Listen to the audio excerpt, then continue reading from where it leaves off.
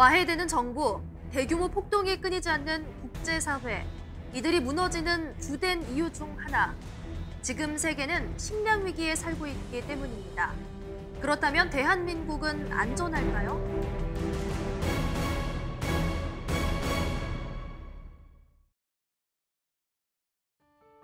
한강의 기적이라 불리며 전대미문의 경제 성장을 기록한 한국. 1인당 국민소득 24,000불, GDP는 세계 15위를 기록하는 경제 대국이지만 우리나라 곡물 자급률은 2013년 23.1%, OECD 회원국 가운데 최저 수준이고 쌀을 제외한 주요 곡물의 90% 이상을 수입에 의존하고 있는 것이 우리의 식량 현주소입니다. 식생활과 산업의 변화로 사료곡물의 수요는 높아졌지만 영세한 영농 규모, 고령화로 점점 작아지는 한국농촌.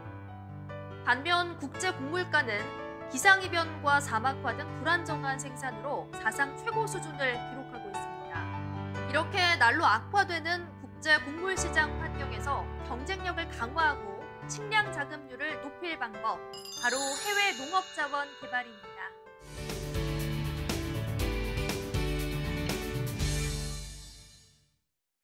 일본은 우리와 함께 OECD 국가 중 곡물 자급률 최하위권에 속했지만 일찍이 해외 농업 개발에 눈을 돌렸습니다.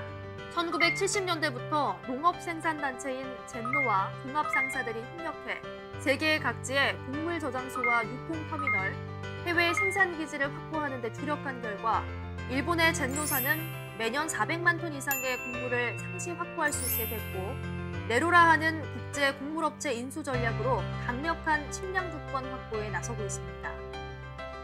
우리의 해외 농업 개발은 1960년대로 거슬러 갑니다. 남미를 시작으로 해외 이주법, 농업 이민 정책을 추진했는데요. 하지만 현지 환경 파악에 대한 한계와 추진 전략이 부족한 진행으로 대부분 고배를 마셔야 했습니다. 주요 실패 원인으로는 첫째, 해외 농업 정보 및 대규모 영농기술 축적 미비와 투자국의 전반적인 정보 부족, 둘째, 개발 자금 및 전문 인력 확보가 어렵다는 점, 셋째, 해외 농업으로 거둔 곡물의 국내 반입이 어렵다는 것이었습니다. 2008년 글로벌 곡물 폭등으로 우리에겐 해외 농업 개발의 나침반이 결실이 필요했는데요. 마침내 2009년 농림축산식품부의 해외 농업 개발 10개년 기본 계획과 한국농어촌공사 내 해외 농업 전담 조직 설치 등 새로운 기초를 마련했고 2012년에는 해외 농업개발 협력법의 시행으로 해외 농업 종합개발 계획을 수립하고 해외 농업개발협회가 설립되는 등 해외 농업사업과 관련된 전반적인 지원 시스템을 갖추게 됐습니다.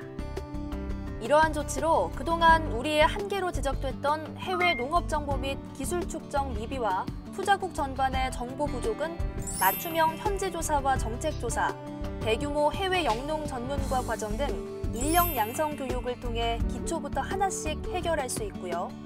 개인 또는 기업 혼자 감당할 수 없었던 개발 자금 문제는 장기 저리 융자 지원이 가능하게 됐습니다. 또 가장 큰 문제였던 국내 반입 장벽은 낮은 관세로 반입할 수 있는 통로를 확보했습니다. 현재 아시아와 러시아, 키르기스탄 등 CIS 국가, 남미 등 해외 농업 기술이 진출해 있는 국가는 25개국에 125개 기업이 진출해서 7만 헥타르를 개발하고 28만 4천 톤을 생산 수집하고 있는데요. 현재 개발 중인 새만금 농업용지 조성과 방조제 축조에만 6조 6천억 원이 소요된다는 점을 감안할 때 해외 농업 개발의 중요성과 가치를 새삼 느낄 수 있습니다.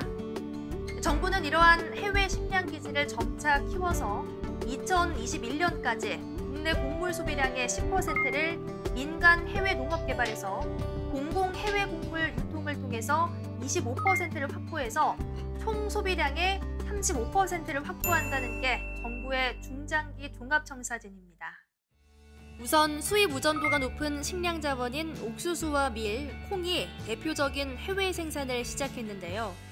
러시아 연해주의 15,000여 헥타르 규모 농지에서 옥수수와 콩을 생산 중인 서울사료.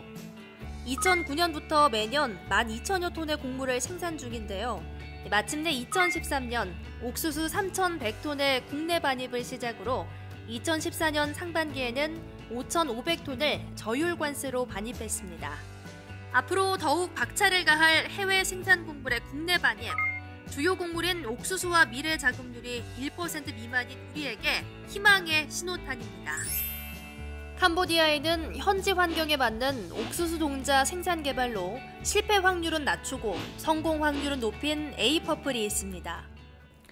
해외 농업을 하면서 제일 먼저 저희들이 생각을 한 거는 현지화 전략입니다.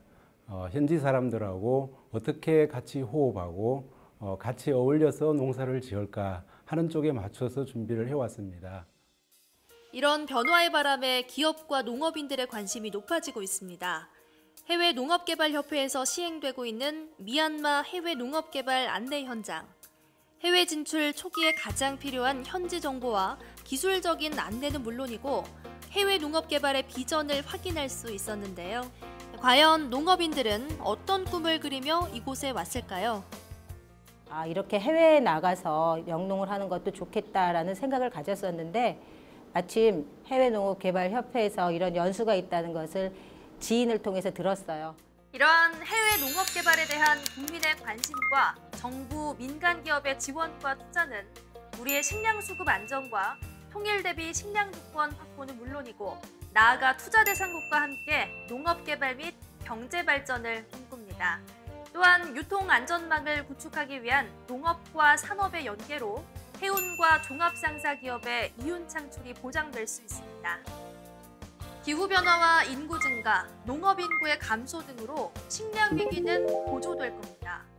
하지만 적극적인 해외 농업 자원 개발로 식량 위기를 극복할 수 있습니다.